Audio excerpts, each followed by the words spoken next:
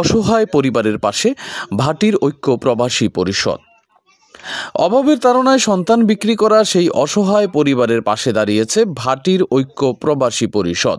7 October মঙ্গলবার সকাল 10টায় সংগঠনের পক্ষ থেকে পরিবারটির হাতে চাল, ডাল, তেল, পেঁয়াজ, লবণ সহ নিত্য প্রয়োজনীয় খাদ্য সামগ্রী ও নগদ অর্থ তুলে দেওয়া হয়।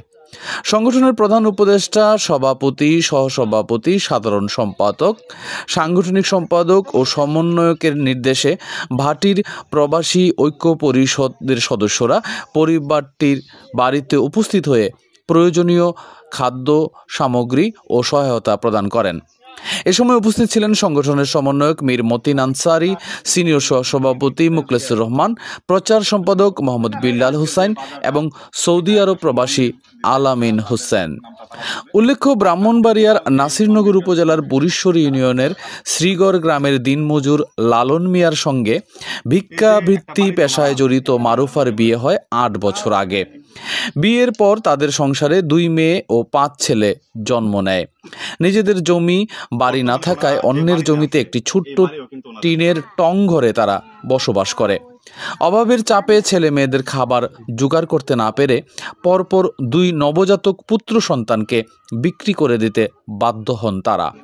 বিষয়টি গণমাধ্যমে প্রকাশের পর অসহায় পরিবারটির পাশে এগিয়ে আসে উপজেলা প্রশাসন, স্থানীয় ব্যক্তি ও বিভিন্ন সংগঠন।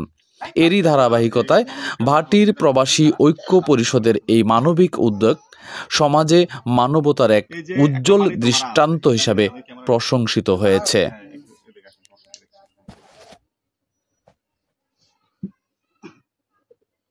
বর্তমানে ওনারা যে বাড়িতে আছে এই বাড়িও কিন্তু ওনাদের না।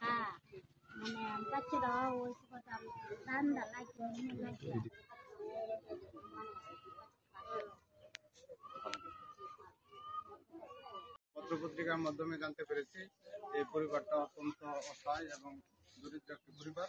সেজন্য আমরা এখানে সাধারণ অল্প কিছু আমরা আর্থিক সহযোগিতা এবং খাদ্য সামগ্রী নিয়ে আসছি।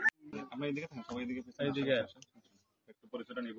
আর এই আজকের যে বাজারটা, এটা একটা সংগঠন থেকে দিছে, এটা তাদের নামটা তারা বলবে। আজকে টোটাল এই মানবিক কাজে সহযোগিতা করছেন যারা, আমার কাছে এই যে একটা বাড়িতে ওনারা আছে, এদিকে দাঁড়ান, ক্যামেরার এদিকে। হ্যাঁ, এদিকে আসেন।